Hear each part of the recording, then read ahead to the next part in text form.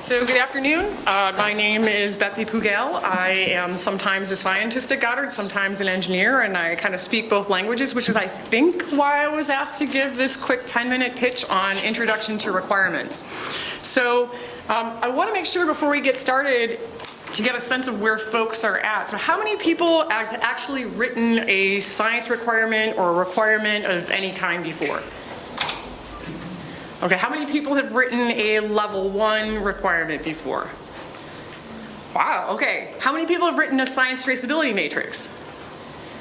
Okay, so it's interesting because right along the middle, there are a lot of folks on this side who seem to have written all of these things, and then there are a bunch of folks who may or may not have. The purpose of this requirement, the purpose of this talk is actually to give you kind of a basic background in requirements. So I'm going to go through a kind of simple example that's non-scientific, because sometimes even if you've written a science traceability matrix or you've written a level 1 or you've written a science or engineering requirement, sometimes we are our own worst enemies in thinking way too hard about what requirements are and what they mean. And so to go through this exercise, I've decoupled the science and decoupled the engineering. We'll go through a very straightforward example of building a house. And I think we've all been here, right? What do we want? We don't know. When do we want it? Now. So we'll learn the lingo through a non-science example, and then I'll talk through the formal structure of requirements and flow down. And mind you, right, this is a 10-minute talk, so I wish I had about an hour and a half, maybe 2 hours to go through all of this, so bear with me. When we go through the exercises in the workbook, we'll have, I think, plenty of time for us to kind of circulate around and for you to ask deeper questions. So we'll talk about that formal structure, and then hopefully, if they're not your friends already, we'll talk about why they should become your friends.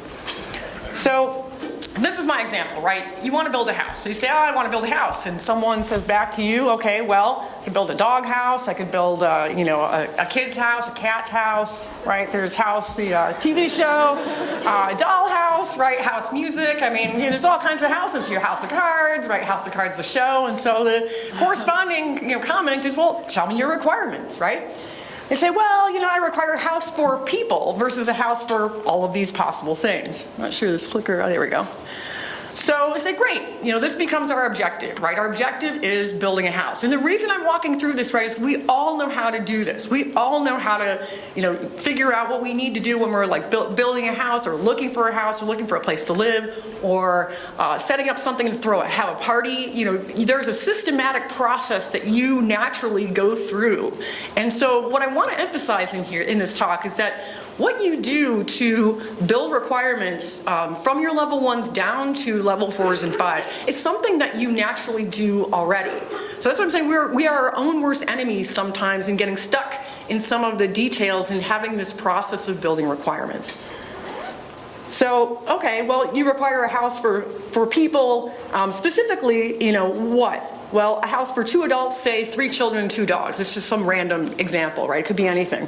But the point here is there's a precision in the language now, right? You have a house for people, and then you have you're specifying the number of people, and now you're including 2 dogs, right? There's an additional level of detail there. Okay. So the response, right, from the person who's talking you through this, and having served as I was talking to some folks at lunch as a science traceability matrix therapist multiple times this past fall, this is kind of what I do.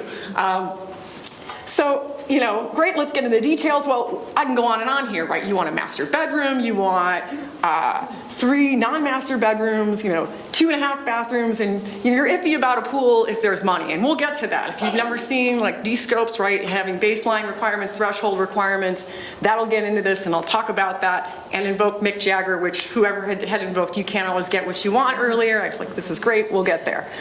So let's formalize this. So what is a requirement? I think a lot of people know what it is. I'm just putting in some language, and this is not necessarily NASA's standard language. This is language that has been hybridized, that I've hybridized from a bunch of different definitions. But it normally is a kind of agreed upon need or capability, capacity, function that is provided for some instruments, personnel, equipment, facilities, fill in the blank, for specified quantities, for a specified period of time, expressed as a shall statement. And we will go through this afternoon in the workbook, but we decided as a group, the 3 of us, that we can kind of parse out the general language of requirements in this format here, and it's kind of like Mad Libs, if you've ever played these when you were younger. If you've not, I have plenty of examples. These are science-specific Mad Libs, but requirements language, for the most part, is distillable down into something that is along the lines of Mad Libs. So you'll have 2 exercises in the workbook. One is to do the equivalent exercise for a level 1, Mad Libs for level 1, and we'll do Mad Libs for level 2. And then there are a couple pages afterwards for your own kind of reflection and discussion and questions that you may have for us. So. But the general language is this, and I think Jared will go into some details in his talk, right? The noun shall, quantitative verb, aspect of the physical system, preposition, and then verification parameters. And we'll get into the nitty-gritty of the actual things that get inserted in there. So more in the interactive section. So the language of requirements, these are kind of general statements of what is in a requirement. It contains a shall statement, right? It normally contains one thought per statement. You don't want to see an and or an or. So there's one thought per requirement. You want to say my house will have a master bedroom and a bathroom, right? That and in between kind of has 2 different activities going on. There's a requirement that states something that's related to a bedroom. There's a requirement that states something related to a bathroom. We want to go for plain English, right? This is not the point in which you write a scientific dialogue. The language has to be clear and crisp and just as simple as possible. It conveys what is to be delivered if it's a product or if it is a measurement parameter or measurement accuracy. And this is an interesting one. So people say this again and again, single interpretation. The great way to test for a single interpretation is to take your requirement out onto the street, to anybody who's in a discipline that's not yours, and have them read it and ask them to tell you what they think it means. No and ors, right? That's the one thought per statement coming across here. And it's a clear way to communicate. So a single interpretation, there's a clear way to communicate whatever it is that you're looking for. It's an active voice.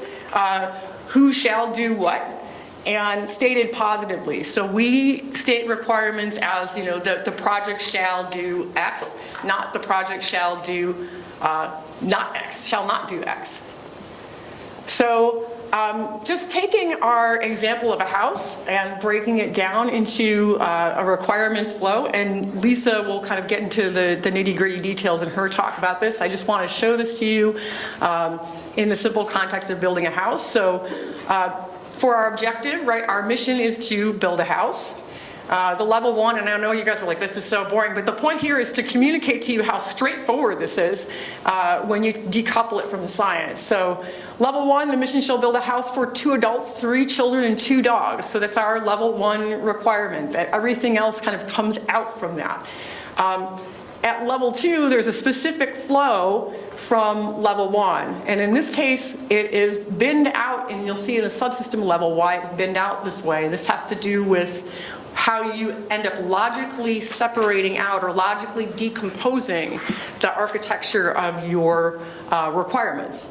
So level 2, the house shall have 1 master bathroom. It shall have 3 non-master bathrooms and bedrooms and 2.5 bathrooms. So I have it separated out intentionally to 1 master bedroom, 3 non-master bedrooms, and then 2.5 bathrooms. So arguably, this project system can be broken down into what I'm calling room systems and then room subsystems.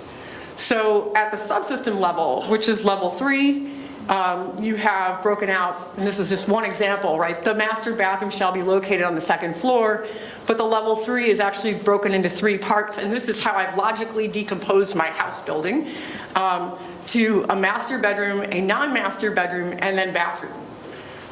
Yeah. So this language is all new to me. Are there different levels, effectively, requirements to meet the requirement of the previous level? Yeah, so they're like a parent with children. So they are connected in that way, exactly what you're describing. Yep. And that's why we also, the phrase that people often use is logically decomposed. So it's progressively being decomposed to a smaller and smaller level. You got it. That's awesome. Yep. They're only the different level, the different levels are owned by different parts of that org chart. Yes, definitely. So, Zibby raises a great point. Can you repeat that, please? The different levels are owned by different groups, or in some cases, different people. So the house ownership, like I guess maybe I'll talk about that more when I get to the details of the mission, but there can be someone who owns, say, the thermal subsystem, or the communication subsystem, or the electrical subsystem. There can be someone who exclusively owns a higher order system than that. So there are different owners for these different levels. There may be someone who specializes in one board, say at the level 4 level, that his or her purpose is only to work on that one board and meet the requirements for that one electronics board. So that gets to level 4, right? These are room component requirements. So distilling down into level 4, right? The master bathroom shall have one shower. The master bathroom shall have one sink. The master bathroom shall have one toilet.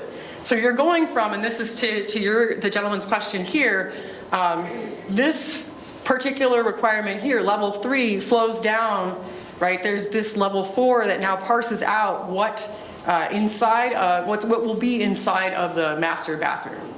So someone may own, like the person who's building the house may own this particular part of the requirement or this particular part of the requirement here, but you may have like a subcontractor whose job it is to install like the sink or the toilet or the shower. If that connects it together for you. Okay. So the thing about requirements too is as you go to lower levels, they start to multiply like rabbits. So you may start out with maybe 5, 10 level 1s, and they propagate. So when you end up with a full set of requirements for a mission, sometimes at the level 4, level 5 level, you can have hundreds, thousands of requirements there. So just something to keep in mind. That's something that your engineers will help take care of in project management too, so don't let that be something that you're thinking, oh, this is a daunting task. I'm just going to break this down really quickly for you too from a mission perspective. We'll just post these up here.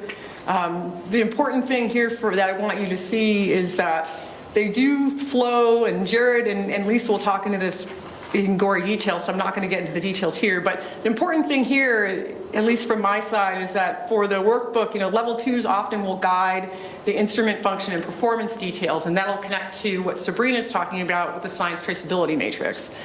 I'm just clicking through real quick with some examples for you to see what breaks down in here. Say if you go from level 2, there are often things like that are instrument-specific flows from 1, and then flow into, say, the flight system, the payload system, or the mission system. This gets to what Zibby's talking about, where there are multiple and different owners. And then level 4, spacecraft, subsystem, payload instruments, and then the mission system elements.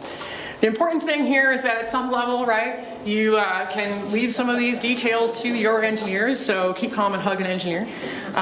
It's important that there is that point where there is a crossover where there will be, electrical subsystem folks who kind of focus in on details that maybe, you won't need to necessarily focus in on. Yeah? How do you define mission and project? Oh, man. The question is how do you define the difference between mission and project? And that is a tough one. I don't know if you guys have good definitions handy. It really does depend on the kind of parent program that you're working with. It also depends on the choices, given that the parent program has a particular setup, the choices that your local project management will make. I wish I could just give you some good definition. I don't know, Jared, maybe you have a good definition. You might need to. So I guess the easiest hard answer to your question is that NASA has programs, and there are a variety of different program types. And one of the program type is a program that has specific objectives, which means it has requirements, and those requirements are met jointly by different projects. It's called a loosely coupled or a tightly coupled program. So you can have everyone here thinks about a program, you have one mission, and that is a standalone project. But you can also have one mission that has 3 or 4, like something that drops off a rover, the rover comes back, it picks it back up. Those might be separate projects, but under the same program.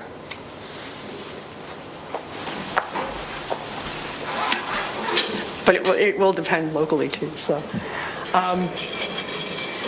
So I think another thing that may come up in your discussions is the difference between a critical requirement and a driving requirement. And I'm going to do this from the bottom up here. A driving requirement is literally a requirement that's deemed to be difficult, and the likelihood of meeting it drives the need for potentially needing additional resources to meet that requirement. So in our house example, it would be like if you had a house architecture that was set up so that the majority of your bedrooms and bathrooms were on the second floor, and you were in, say, an environment that was earthquake prone. It's possible that this driving requirement of having the majority of bedrooms and bathrooms on the second floor may require additional resources that you need to levy on the house building system. It may be that you change your architecture and you say, well, I can't afford this driving requirement, so therefore I'm going to move the majority of bedrooms and bathrooms to the ground floor, given that I have a cost-capped mission of building this house. There's a difference here. There's a driving requirement and a critical requirement, and it's sometimes a little bit subtle. It doesn't necessarily drive the cost of the mission or drive any kind of programmatic aspect of it. It drives the ability to meet a particular level 1 requirement or a collection of them that may constitute a mission success criteria. So in our case, if you have a problem in building the number of bedrooms, let's say, that would impact the ability to meet the level 1 requirement, because your level 1 is the mission shall build the house for 2 adults, 3 dogs, or 3 children and 2 dogs. This is not a perfect analogy with the house, so I know that there are some holes here, particularly with the critical requirement, but the point here was to really kind of give you guys some background into the different terms that are out there in a straightforward way.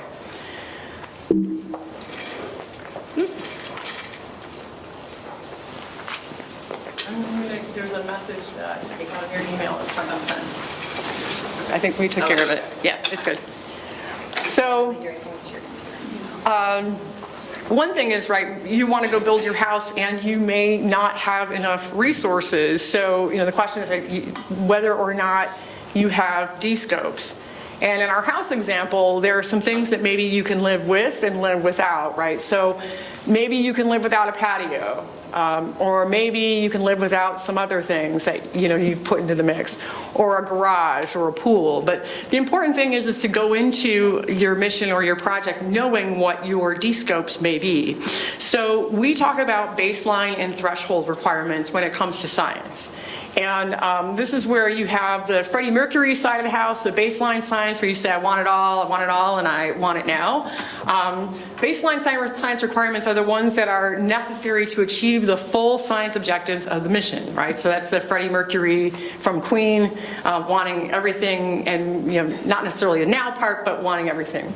On the other side is the threshold set of requirements that are necessary to achieve the minimum acceptable science for the investment. And that's you can't always get what you want, but if you try sometimes, you just might find you get what you need, right? So that's the Mick Jagger side of things. So those are important to keep in mind too when you are putting your science requirements together, at what your baseline is and what your threshold is. So why should they become my friends? I think I probably have gone way over time. I'm just going to put this. Okay. So, but I'm setting a good stage for you guys. So we can talk more about why they should become your friends. I think that probably Lisa and Jared will tell a little bit more. But thank you for your patience, and we'll talk more during the worksheet session. Oops.